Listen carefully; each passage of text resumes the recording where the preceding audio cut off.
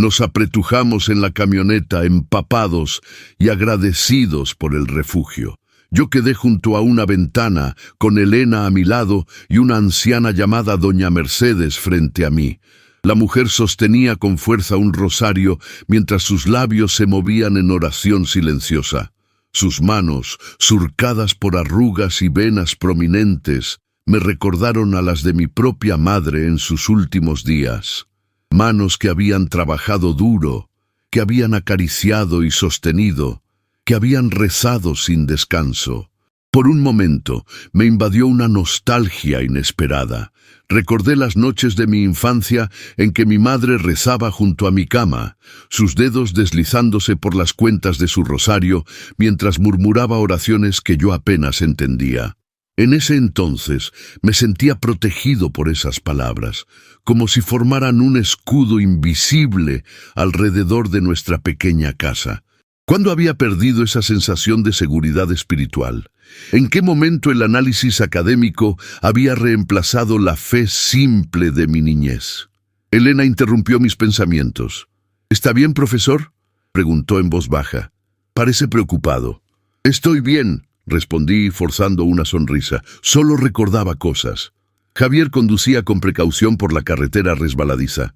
La lluvia golpeaba contra el parabrisas con tal fuerza que, a pesar de los limpia parabrisas a máxima velocidad, apenas se podía ver unos metros por delante.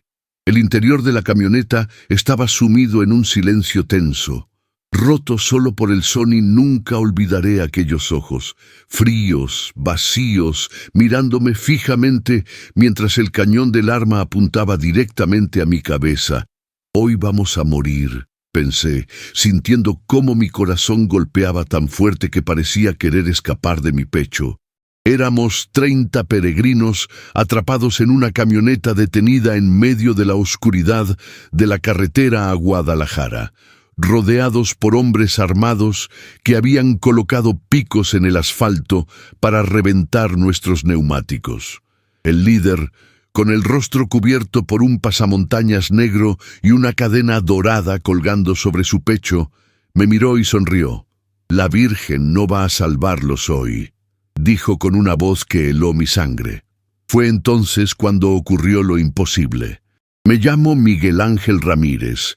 Soy profesor de Historia en la Universidad de Guadalajara y durante toda mi vida he sido un hombre de ciencia, de hechos comprobables, de evidencias tangibles. Nací en un pequeño pueblo de Jalisco, hijo de padres trabajadores que, aunque profundamente católicos, nunca me impusieron sus creencias. Mi madre, Dolores, siempre llevaba consigo una pequeña imagen de la Virgen de Guadalupe en un medallón de plata que había pertenecido a mi abuela. «Ella siempre nos protege, Miguelito», me decía cada noche antes de dormir, mientras besaba el medallón y luego mi frente. Mi padre, en cambio, era más reservado con su fe. Trabajaba como mecánico, arreglando los viejos camiones que transportaban mercancías hacia la capital. Sus manos siempre olían a aceite y metal, y su rostro cansado se iluminaba solo cuando llegaba a casa y nos veía esperándolo para cenar. «La única fe real es el trabajo duro», solía decirme mientras me enseñaba a desmontar un motor o a cambiar una llanta. «Pero si tu madre dice que la Virgen ayuda, entonces tal vez lo haga», añadía con una sonrisa cómplice. Crecí entre estos dos mundos, el de la fe silenciosa de mi madre y el pragmatismo de mi padre. Conforme avanzaba en mis estudios, la balanza se inclinó hacia este último. Me gradué con honores en Historia, especializado en el período colonial mexicano. Mis investigaciones me llevaron a estudiar cómo las creencias religiosas habían sido utilizadas como herramientas de control social. Llegué a considerar el culto guadalupano como un fenómeno sociológico fascinante, pero nada más que eso, un constructo cultural diseñado para unificar una nación fragmentada. Mi escepticismo se afianzó cuando gané una beca para estudiar en España. Allí, rodeado de académicos europeos que veían la religiosidad latinoamericana como un curioso anacronismo, terminé de convencerme de que había superado aquellas supersticiones de mi infancia. Volví a México con un doctorado y una perspectiva completamente secular de la historia y la vida. Cuando mi madre murió hace 5 años, encontré su medallón de la Virgen entre sus pertenencias. Lo guardé en un cajón como un recuerdo familiar, no como un objeto de devoción. Mi padre la siguió 1 año después, víctima de un cáncer fulminante que no dio tiempo a despedidas. Me quedé solo, con mi cátedra en la universidad, mis libros, y un vacío que intentaba llenar con más trabajo académico. Fue Elena, una de mis estudiantes más brillantes, quien sin saberlo cambiaría el curso de mi vida. Durante un seminario sobre sincretismo religioso en México, me desafió con una pregunta que no pude responder satisfactoriamente. Profesor Ramírez, ¿cómo explica que personas educadas y racionales sigan experimentando lo que ellos llaman milagros en pleno siglo XXI? La clase entera guardó silencio, esperando mi respuesta. Me limité a recitar teorías sobre sugestión colectiva y coincidencias estadísticas, pero la mirada escéptica de Elena me persiguió durante días. Aquella noche, mientras revisaba unos documentos históricos para mi investigación, encontré entre mis papeles el medallón de mi madre. Lo sostuve en la palma de mi mano, observando el rostro moreno de la Virgen de Guadalupe grabado en la plata ya desgastada. Por primera vez en años, sentí una extraña nostalgia, un llamado que no podía explicar racionalmente. Días después, durante una reunión del departamento, se mencionó una peregrinación anual que partía desde diversos puntos de Jalisco hacia la Basílica de Zapopan, pasando por Guadalajara. Era una tradición centenaria que nunca había llamado mi atención como investigador. Sin embargo, esta vez algo me impulsó a considerarlo como un posible estudio de campo sobre religiosidad popular contemporánea. Al menos eso me dije a mí mismo. Contacté con el organizador, un hombre llamado Don Ignacio, quien me recibió con calidez en su modesta casa en las afueras de la ciudad. Las paredes estaban cubiertas de imágenes religiosas, principalmente de la Virgen de Guadalupe y la Virgen de Zapopan. Me explicó que la peregrinación de este año tendría un significado especial, pues se cumplían 50 años desde que su abuelo la había iniciado como agradecimiento por un milagro familiar. ¿Qué tipo de milagro?, pregunté con educada curiosidad académica. Don Ignacio sonrió. Mi abuelo estaba muy enfermo. Los médicos le habían dado apenas unas semanas de vida. Una noche, desesperado, salió de casa y comenzó a caminar hacia la Basílica de Zapopan, prometiendo que si se curaba, iniciaría una peregrinación anual en agradecimiento. A mitad del camino, exhausto, se desplomó. Dice que vio a la Virgen de Guadalupe, quien le tendió la mano y le dijo que aún no era su hora. Cuando despertó, estaba en la puerta de la basílica, sin saber cómo había llegado allí. Regresó a casa por sus propios medios y, para asombro de todos, vivió 30 años más, organizando cada año la peregrinación que había prometido. Asentí cortésmente, pensando en las explicaciones médicas que podrían dar cuenta de esa milagrosa recuperación.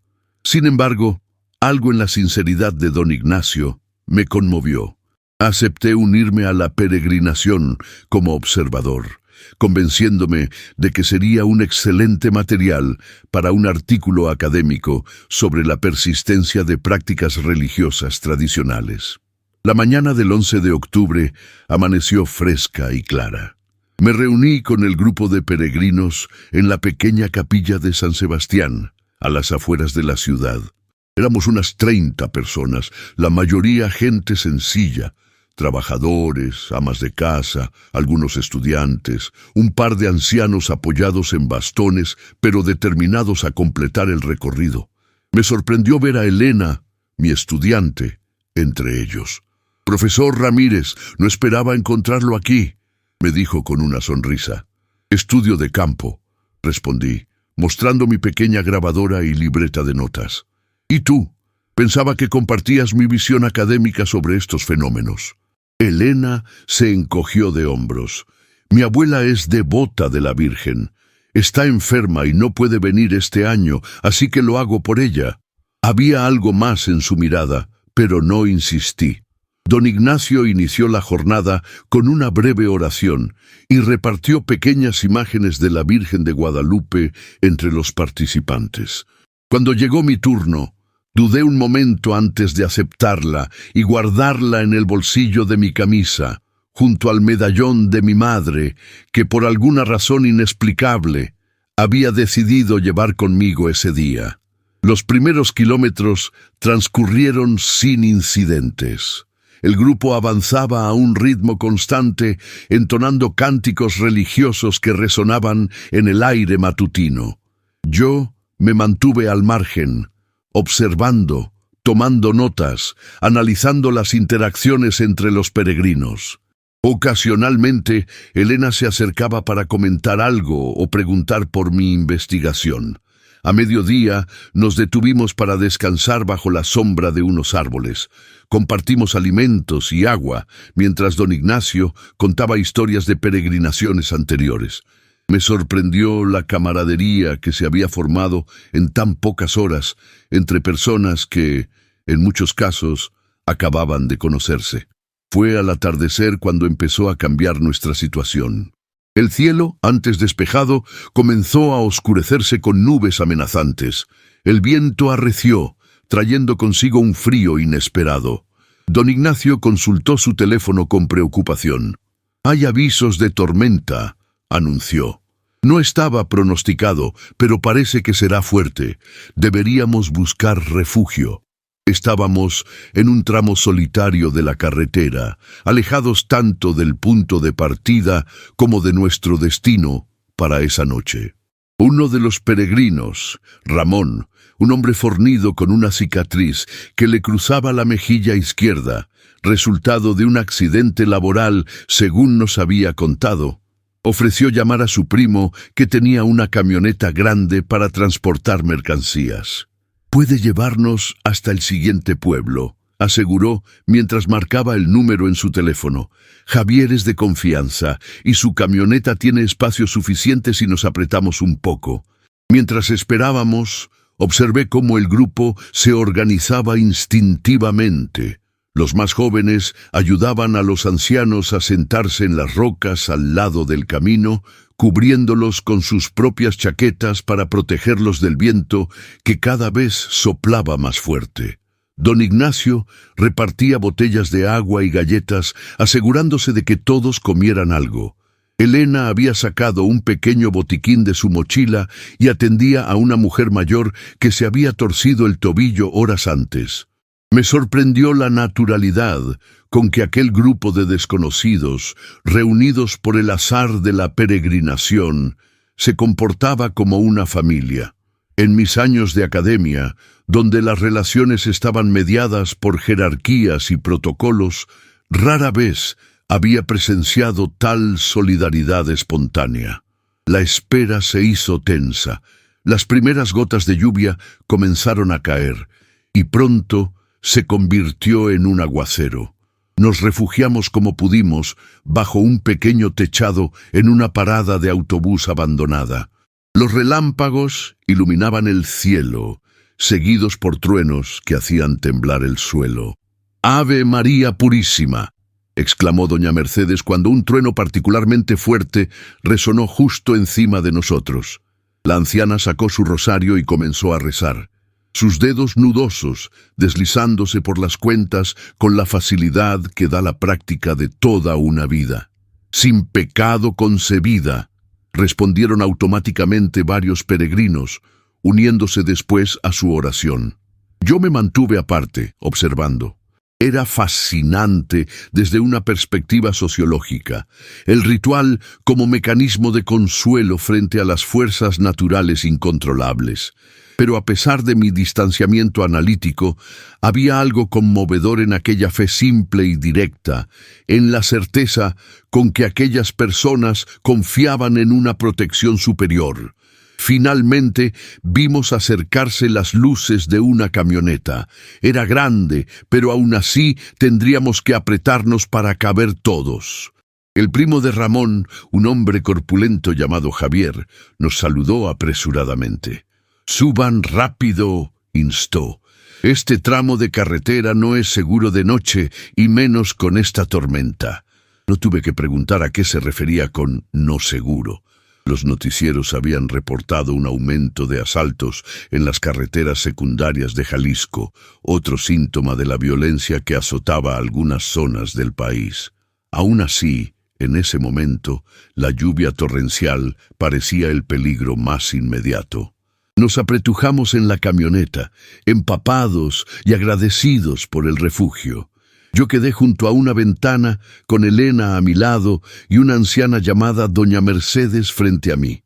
La mujer sostenía con fuerza un rosario mientras sus labios se movían en oración silenciosa. Javier conducía con precaución por la carretera resbaladiza. La lluvia golpeaba contra el parabrisas con tal fuerza que, a pesar de los limpiaparabrisas a máxima velocidad, apenas se podía ver unos metros por delante. El interior de la camioneta estaba sumido en un silencio tenso, roto solo por el sonido de la lluvia y los ocasionales truenos. Llevábamos unos 20 minutos de viaje cuando ocurrió. Un estruendo metálico bajo la camioneta, seguido de un violento zigzagueo del vehículo. Javier luchó con el volante, intentando mantener el control, pero fue inútil. La camioneta derrapó y finalmente se detuvo en la orilla de la carretera, inclinada hacia un pequeño barranco. «¡Picos en la carretera!», exclamó Javier con voz tensa. «Nos han reventado las llantas». Un escalofrío recorrió mi espalda. Los picos eran una táctica común de los asaltantes, tiras metálicas con púas que se colocaban en el asfalto para forzar a los vehículos a detenerse. Antes de que pudiera procesar completamente lo que eso significaba, vi las luces de varios vehículos que se acercaban y nos rodeaban. «¡Nadie se mueva!», ordenó Javier, aunque su voz temblaba ligeramente. «Y nadie haga nada estúpido». Las puertas de la camioneta se abrieron bruscamente desde fuera. La lluvia había amainado un poco, permitiéndonos ver las figuras oscuras que nos apuntaban con armas. Eran 5 o 6 hombres, todos con pasamontañas y ropa negra. Uno de ellos, claramente el líder, se acercó a la ventana del conductor. «Fuera, todos», ordenó con voz fría. «Formen una fila junto al vehículo». Con manos temblorosas, comenzamos a descender de la camioneta. Vi cómo Elena se aferraba a su mochila, los nudillos blancos por la fuerza del agarre. Don Ignacio intentaba calmar a los peregrinos más ancianos, que se movían con dificultad. Formamos una línea irregular bajo la lluvia, iluminados solo por los faros de los vehículos de los asaltantes. El líder caminó frente a nosotros, evaluándonos. La cadena dorada que colgaba sobre su pecho brillaba con cada relámpago, mostrando lo que parecía ser una figura de Santa Muerte. «Celulares, dinero, joyas, todo», ordenó mientras sus hombres comenzaban a pasar entre nosotros con bolsas negras para recoger nuestras pertenencias. Cuando llegaron a mí, entregué mi teléfono y billetera sin resistencia. El hombre que recogía los objetos notó el bulto en el bolsillo de mi camisa y extendió la mano. Con un nudo en la garganta, saqué el medallón de mi madre y la pequeña imagen de la Virgen de Guadalupe. El hombre dudó al ver los objetos religiosos, pero finalmente los arrebató de mi mano y los arrojó a la bolsa. Sentí una punzada de dolor al ver desaparecer el último recuerdo tangible que tenía de mi madre. A mi lado, Elena entregaba su mochila, pero se resistía a dar un pequeño crucifijo que llevaba al cuello. «Por favor», suplicó, «era de mi abuela». El asaltante la miró sin compasión y arrancó el crucifijo con un tirón que la hizo tambalearse. Don Ignacio dio un paso adelante, instintivamente queriendo proteger a la joven, y recibió un culatazo en el rostro que lo derribó. La sangre comenzó a manchar su camisa blanca. Fue entonces cuando doña Mercedes, la anciana que había estado rezando en la camioneta, comenzó a recitar el Ave María en voz alta. Su voz, sorprendentemente firme para alguien de su edad, cortó el aire húmedo de la noche. Dios te salve, María, llena eres de gracia. El líder de los asaltantes se acercó a ella, apuntando con su arma directamente a su cabeza. «Cállate, vieja», ordenó. Pero doña Mercedes continuó, ahora con lágrimas en los ojos, pero sin temblor en la voz. «El Señor es contigo. Bendita tú eres entre todas las mujeres». Otros peregrinos comenzaron a unirse a la oración, primero en susurros, luego con más confianza. Me encontré moviendo los labios, recordando palabras que no había pronunciado en años. El líder de los asaltantes parecía desconcertado por un momento. Luego, furioso, disparó al aire. El estruendo silenció momentáneamente las oraciones, pero solo por unos segundos antes de que se reanudaran con más fuerza. «¡He dicho que se callen!», gritó, esta vez apuntando directamente a la cabeza de doña Mercedes. Fue en ese preciso instante cuando ocurrió algo inexplicable. Un relámpago particularmente intenso iluminó toda la escena, pero en lugar de desvanecerse inmediatamente como los anteriores, la luz permaneció. No era el azul eléctrico de un relámpago, sino un resplandor dorado y cálido que parecía emanar de algún punto por encima de nosotros. Todos, peregrinos y asaltantes por igual, alzamos la vista hacia el origen de aquella luz imposible. Y allí, flotando a unos metros sobre la carretera, apareció la figura de una mujer. Su rostro moreno, enmarcado por un manto azul estrellado, irradiaba serenidad y compasión. Las manos juntas en oración, los ojos bajos, humildes pero poderosos. Era ella, la Virgen de Guadalupe, tan real y tangible como cualquiera de nosotros. El tiempo pareció detenerse. La lluvia, que había estado cayendo sin cesar, se suspendió en el aire como millones de pequeños diamantes. El sonido desapareció, dejando un silencio absoluto, casi sagrado. Vi cómo el arma en la mano del líder de los asaltantes comenzaba a temblar violentamente. Su rostro, visible ahora porque se había quitado el pasamontañas en algún momento que no pude registrar, mostraba una expresión de absoluto terror y al mismo tiempo de reconocimiento profundo. «Madre», murmuró, antes de caer de rodillas, el arma deslizándose de su mano y golpeando el asfalto con un ruido metálico que resonó en el silencio. Los otros asaltantes reaccionaron de manera similar. Algunos cayeron de rodillas, otros retrocedieron, tropezando entre sí en su prisa por alejarse de aquella presencia luminosa. La figura de la Virgen no habló, no hizo ningún gesto dramático. Simplemente estaba allí, su presencia llenando el espacio con una paz que trascendía el entendimiento. La luz que emanaba de ella comenzó a intensificarse hasta que fue casi imposible mirarla directamente. Luego, tan súbitamente como había aparecido, la luz se concentró en un punto brillante y desapareció. La lluvia volvió a caer, el sonido regresó al mundo, pero algo fundamental había cambiado. Los asaltantes permanecieron inmóviles, algunos aún de rodillas, otros sentados en el asfalto mojado, con expresiones de absoluto asombro. El líder, un hombre que ahora podía ver, era mucho más joven de lo que había imaginado. Quizás no mayor de 30 años, sollozaba abiertamente, su rostro en sus manos. Don Ignacio fue el primero en moverse entre nosotros. Con la sangre aún manchando su camisa, se acercó al líder de los asaltantes y en un gesto que me dejó atónito, colocó una mano en su hombro. «Hijo», dijo simplemente, «ella siempre perdona». El joven alzó la vista, su rostro transformado por las lágrimas y una expresión que solo puedo describir como despertar. «Lo siento», murmuró. «Dios mío, lo siento tanto». Uno a uno, los asaltantes comenzaron a devolver nuestras pertenencias. Vi a uno de ellos acercarse a mí con la bolsa donde habían guardado los objetos recogidos. Con manos temblorosas extrajo el medallón de mi madre y la pequeña imagen de la Virgen y me los entregó. «Perdón, señor», dijo con voz quebrada. No sabíamos, no entendíamos. Tomé los objetos, sintiendo su peso familiar en mi mano. El medallón parecía brillar con luz propia, a pesar de la oscuridad que nos rodeaba. El líder de los asaltantes se puso de pie lentamente. Su postura había cambiado por completo. Los hombros caídos, la cabeza baja, toda la agresividad desvanecida como humo en el viento.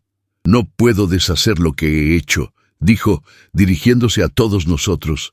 «He lastimado a mucha gente, he vivido una vida de violencia, pero lo que acabo de ver, lo que todos hemos visto...» Se detuvo, incapaz de continuar. Don Ignacio se acercó más a él.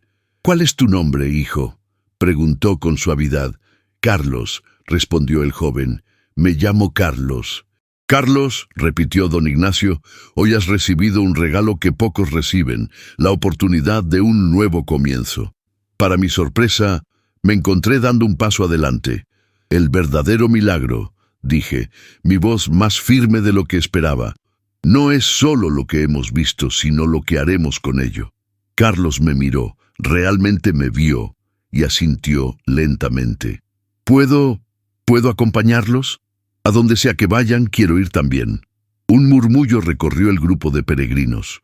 Vi dudas en algunos rostros, miedo en otros, pero don Ignacio sonrió. Nuestra peregrinación siempre ha estado abierta a todos los que buscan.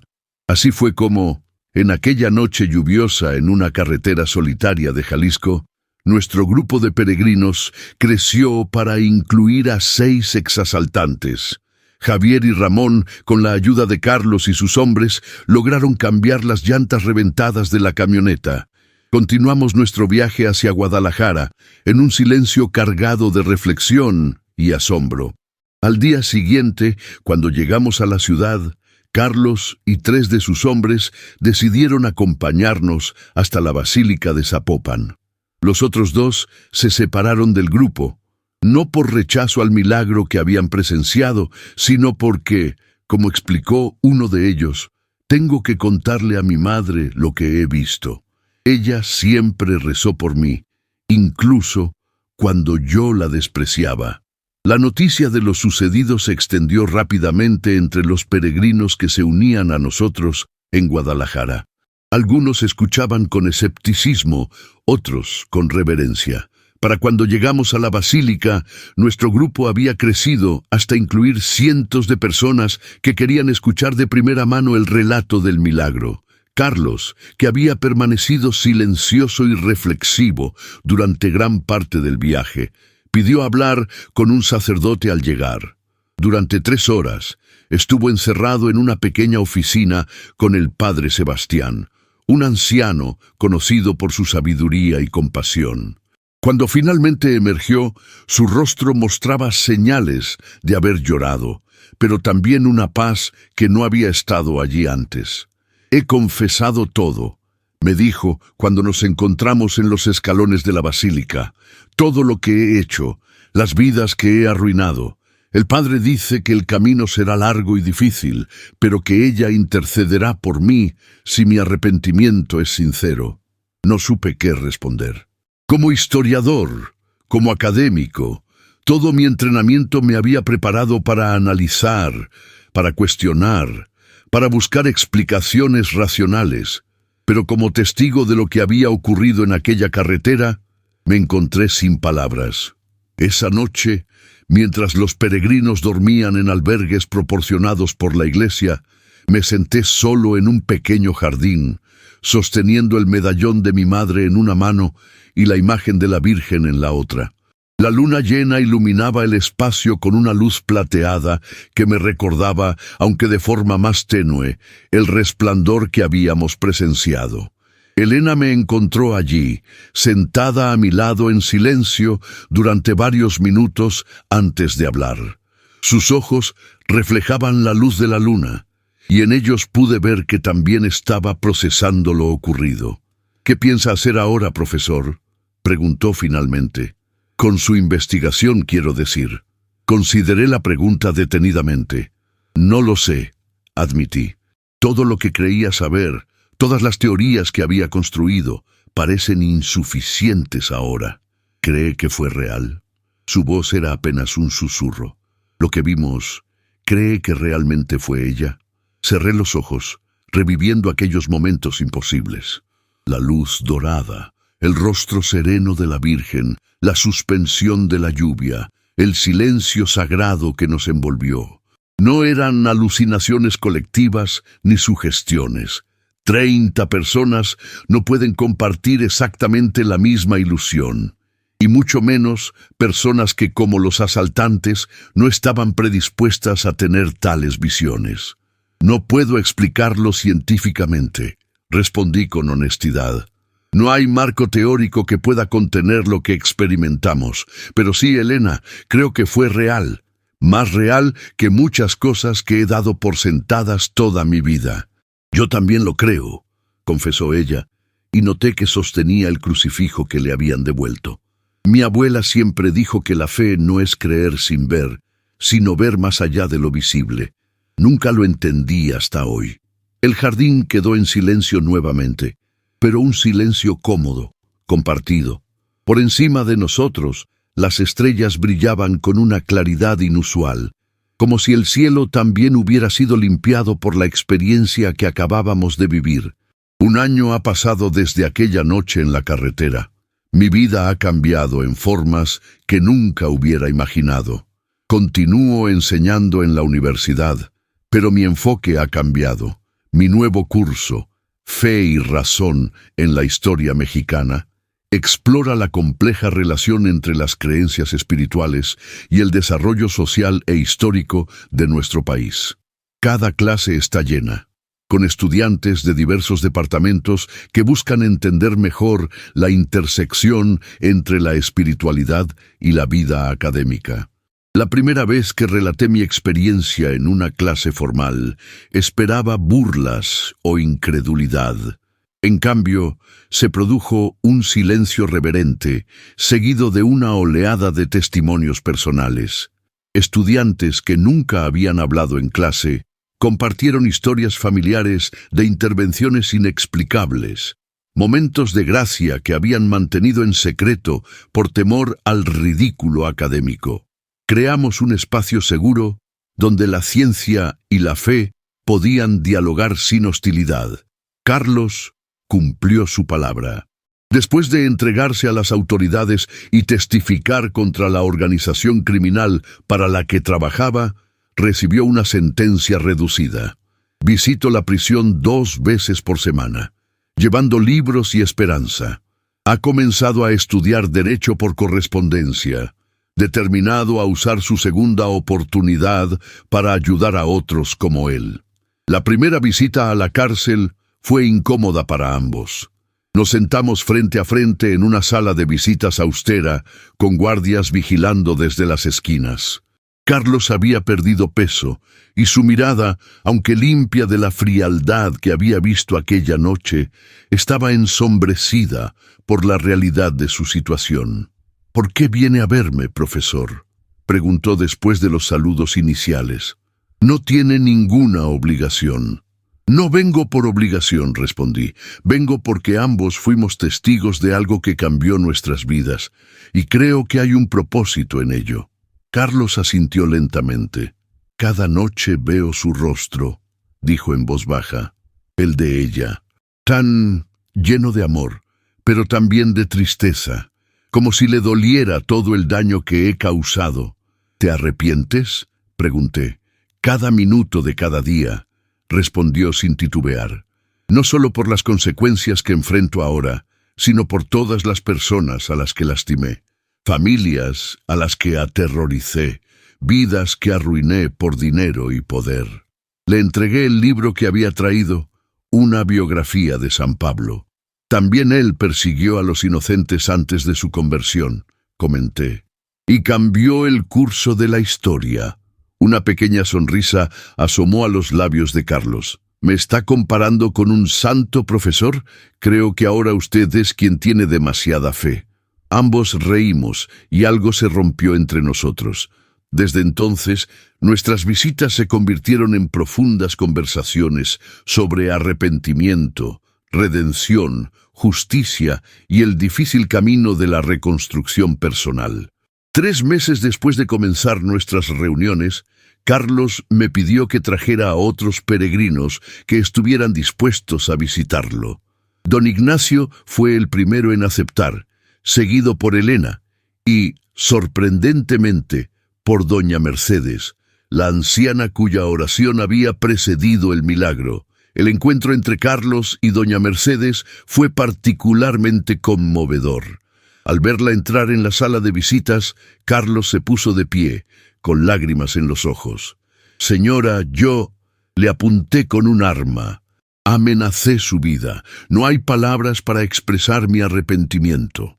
Doña Mercedes, con la dignidad que solo los años y la fe profunda pueden conferir, se acercó a él y tomó sus manos entre las suyas, arrugadas pero firmes.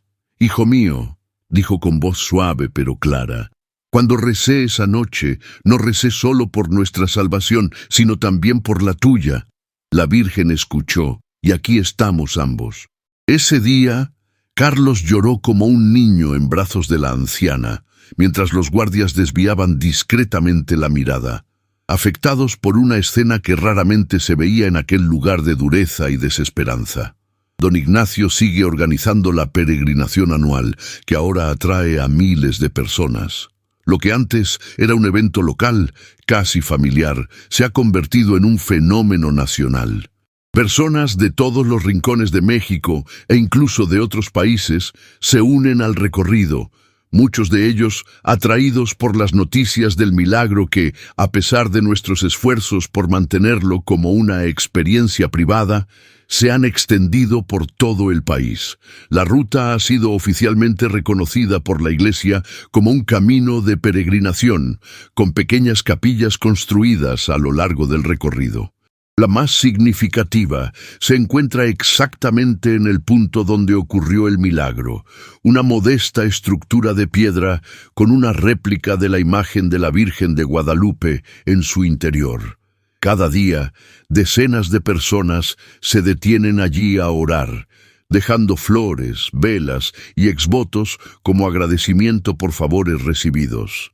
Muchos vienen esperando presenciar un milagro como el nuestro, pero les explico que el verdadero milagro no es lo que vimos, sino cómo cambió nuestras vidas. La transformación interior, les digo, es la mayor prueba de lo divino entre nosotros. Elena se graduó con honores y ahora trabaja en un proyecto de investigación que documenta testimonios de experiencias espirituales en comunidades rurales. Lo que comenzó como una tesis doctoral se ha convertido en un archivo nacional de narrativas espirituales, preservando la rica tradición oral de nuestro país en un formato accesible para futuras generaciones. A veces me acompaña en mis visitas a la prisión, donde ha establecido un programa de alfabetización para los internos. Bajo su guía, hombres que apenas sabían escribir su nombre ahora producen poemas, cuentos y memorias que hablan de arrepentimiento, esperanza y transformación. Uno de estos hombres es Raúl, quien estuvo con Carlos aquella noche. De todos los asaltantes era el más joven, apenas 18 años en ese entonces. Su historia familiar era un catálogo de abandono y violencia, padre ausente, madre adicta, hermanos en pandillas o muertos en enfrentamientos. El sistema lo había fallado repetidamente, empujándolo hacia la única familia que encontró, el crimen organizado. Bajo la tutela de Elena, Raúl descubrió un talento innato para la escritura. Sus poemas, crudos pero profundamente conmovedores, han sido publicados en una pequeña antología que ahora forma parte del currículo en varias escuelas secundarias del estado, como advertencia y como testimonio de la posibilidad de cambio. La última vez que lo visité, me mostró una carta que había recibido de una adolescente de 15 años. «Gracias por mostrarme el camino que no debo seguir», escribió la joven. «Tus palabras me salvaron cuando estaba considerando unirme a una pandilla». «Un milagro más», comentó Raúl, con una sonrisa que iluminó su rostro aún joven. «No tan espectacular como el de la Virgen, pero igual de real». Javier, el primo de Ramón que conducía la camioneta aquella noche, también experimentó un profundo cambio. Siendo un hombre práctico, de pocas palabras y menos demostraciones emocionales, su transformación fue más sutil, pero igualmente significativa. Dejó su trabajo como transportista para dedicarse a tiempo completo a un proyecto que había soñado durante años. Una cooperativa de transportes seguros para peregrinos y viajeros en rutas peligrosas.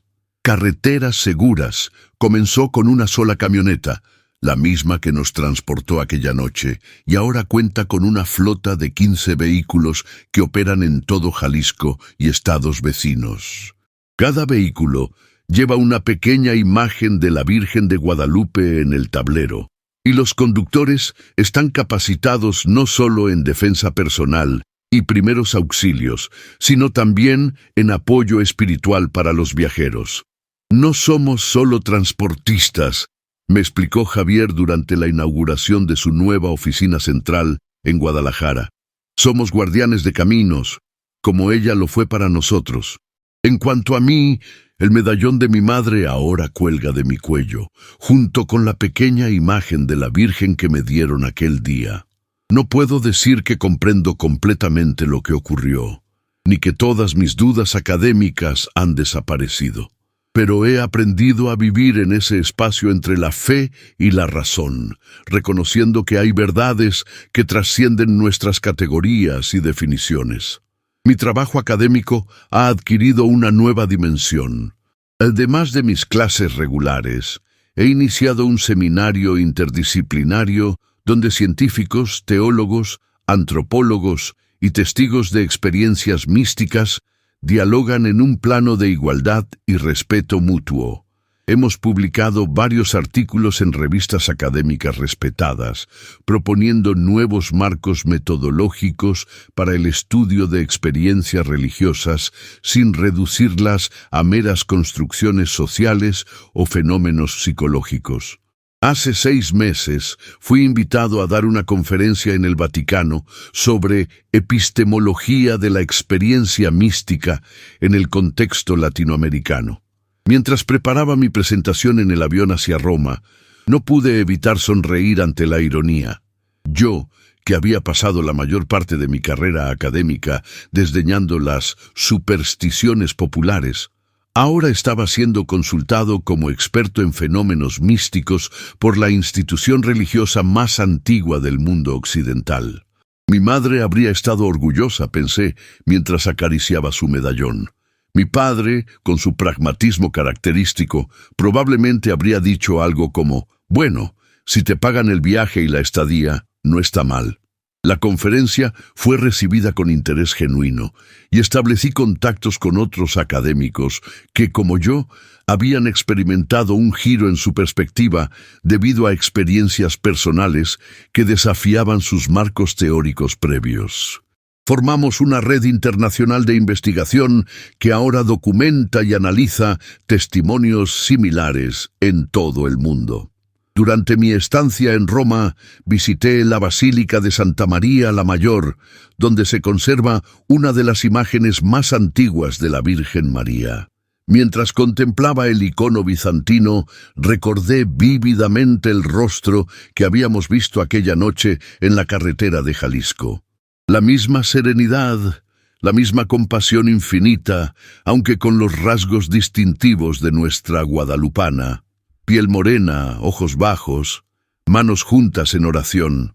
Una anciana italiana se arrodilló junto a mí frente al icono. Cuando terminó su oración, me miró y sonrió. «¿Lei l'ha vista, vero?», preguntó en italiano. «Usted la ha visto, ¿verdad?». Sorprendido, asentí sin palabras. «Si riconoce negli occhi», respondió señalando mis ojos. «Se reconoce en la mirada. Quien la ha visto lleva su luz para siempre». Aquella mujer desconocida, en una iglesia a miles de kilómetros de México, había reconocido en mí lo que yo mismo apenas comenzaba a aceptar, que el encuentro con lo divino nos marca de maneras que trascienden las barreras culturales y lingüísticas. De regreso en Guadalajara, encontré a Elena esperándome en el aeropuerto. Mientras caminábamos hacia el estacionamiento, me contó las novedades. Carlos había sido transferido a un programa de libertad condicional anticipada debido a su excelente comportamiento y contribuciones significativas a la comunidad carcelaria. Necesitará un trabajo y un lugar donde vivir, explicó Elena. Don Ignacio ha ofrecido una habitación en su casa, pero para el empleo puede trabajar conmigo en la universidad, respondí sin dudar, como asistente de investigación en el proyecto de testimonios. Su propia historia es un caso de estudio invaluable. Elena sonrió. Sabía que diría eso. Ya he preparado el papeleo. 2 semanas después, Carlos salió de prisión. Don Ignacio, Elena, doña Mercedes y yo lo esperábamos en la puerta. Parecía otro hombre, erguido, con mirada clara, vistiendo una camisa blanca inmaculada que contrastaba con la palidez adquirida durante sus años de encierro. Su primer acto en libertad fue arrodillarse en el suelo y besar la tierra, un gesto que recordaba a otro famoso peregrino, el Papa Juan Pablo II. Luego se levantó y nos abrazó a cada uno, con lágrimas en los ojos, pero una sonrisa firme. «Gracias por no abandonarme», dijo simplemente. Esa tarde, después de instalarse en casa de don Ignacio, Carlos pidió que lo lleváramos al lugar exacto donde había ocurrido el milagro. La pequeña capilla estaba vacía cuando llegamos, iluminada solo por la luz de las velas que los visitantes habían dejado encendidas. Carlos se arrodilló frente a la imagen de la Virgen y permaneció en silencio durante largo tiempo. Ninguno de nosotros quiso interrumpir aquel momento íntimo de comunión. Finalmente se levantó y se acercó a nosotros con una expresión de paz que no le había visto antes. «Le he prometido dedicar mi vida a reparar el daño que he causado», nos dijo. «No puedo deshacer el pasado, pero puedo construir un futuro diferente». Y así lo ha hecho. En los meses siguientes, Carlos se convirtió en un miembro invaluable de nuestro equipo de investigación, pero también en un testimonio viviente de transformación. Comenzó a dar charlas en escuelas secundarias y preparatorias sobre los peligros del crimen organizado, utilizando su propia experiencia como advertencia y como prueba de que siempre hay un camino de regreso, sin importar cuán lejos se haya ido. Cada noche antes de dormir, sostengo el medallón entre mis dedos y recuerdo las palabras de mi madre. Ella siempre nos protege, Miguelito. Y ahora, por primera vez en mi vida adulta, respondo en voz baja, «Lo sé, mamá, ahora lo sé». Hace una semana, durante una de nuestras reuniones regulares del equipo de investigación, Elena compartió un descubrimiento fascinante. Había estado analizando patrones en los testimonios recopilados y encontró algo notable. En más del 60% de los casos documentados, la experiencia mística había ocurrido en momentos de extremo peligro o desesperación, similar a nuestra situación aquella noche en la carretera. Es como si el velo entre los mundos se adelgazara cuando nos enfrentamos a nuestros límites, teorizó. Como si la certeza de nuestra propia vulnerabilidad abriera canales de percepción normalmente cerrados. «O quizás», respondió Carlos con una sonrisa, «es simplemente que en esos momentos finalmente dejamos de pensar que lo controlamos todo y nos abrimos a algo más grande que nosotros». Doña Mercedes, que ahora forma parte de nuestro consejo asesor a pesar de su falta de educación formal, asintió con sabiduría. «La fe no es creer sin ver», dijo, citando inadvertidamente las mismas palabras que Elena había usado aquella noche en el jardín, «sino ver más allá de lo visible.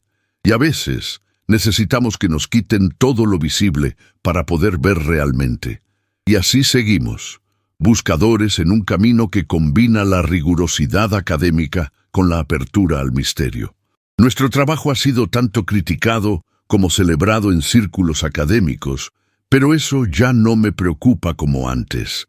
La verdadera validación viene de los rostros de quienes encuentran en nuestras investigaciones un espacio donde sus experiencias más profundas son honradas y comprendidas, no descartadas o patologizadas. Y a ti que estás leyendo estas palabras, te pregunto, ¿has experimentado alguna vez algo que no puedas explicar? Un momento en que sentiste una presencia más grande que tú, protegiéndote, guiándote. Si es así, comparte tu historia. Porque es en estos testimonios, en estas experiencias compartidas, donde encontramos la certeza de que no estamos solos en nuestro camino. La Virgen de Guadalupe sigue caminando con nosotros, incluso en los momentos más oscuros. Y a veces, cuando menos lo esperamos, se revela con toda su gloria para recordarnos que el amor y la misericordia son las fuerzas más poderosas del universo.